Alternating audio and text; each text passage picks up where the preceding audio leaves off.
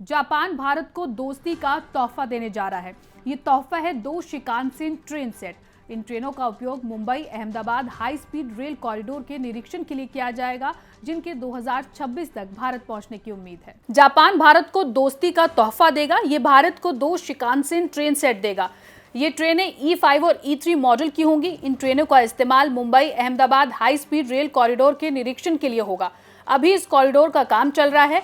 ये दोनों ट्रेनें 2026 की शुरुआत तक भारत पहुंच जाएंगी। इन ट्रेनों से भारतीय इंजीनियरों को तकनीक को समझने में मदद मिलेगी। इससे कॉरिडोर के शुरू होने से पहले ही वो तकनीक से परिचित हो जाएंगे। जापान टाइम्स की एक रिपोर्ट के मुताबिक दोनों देश 2030 के दशक की शुरुआत में MAHSR कॉरिडोर पर अगली पीढ़ी की E10 सीरीज की शिकानसेन ट्रेनें चलाने की योजना बना रहे हैं। इस कॉरिडोर का पहला चरण अगस्त 2026 में शुरू होने की उम्मीद है। ये 48 किलोमीटर का हिस्सा होगा, जो सूरत और बिलीमोरा के बीच में होगा। बाकी हिस्सों को काम पूरा होने के बाद धीरे धीरे खोला जाएगा।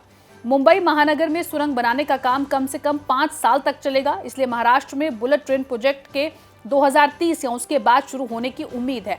बुलेट ट्रेन प्रोजेक्ट के लिए पुल बनाने का काम 292 किलोमीटर तक हो चुका है। खंभों का काम 374 किलोमीटर तक पूरा हो गया है। खंभों की नींव का काम 393 किलोमीटर तक हो चुका है। 14 नदियों पर पुल बन चुके हैं। 7 स्टील के पुल और 5 प्री स्ट्रेट कंक्रीट पुल भी बन चुके हैं। गुजरात में पुलों पर शोर कम करने वाली दीवारें लगाने का काम चल रहा है।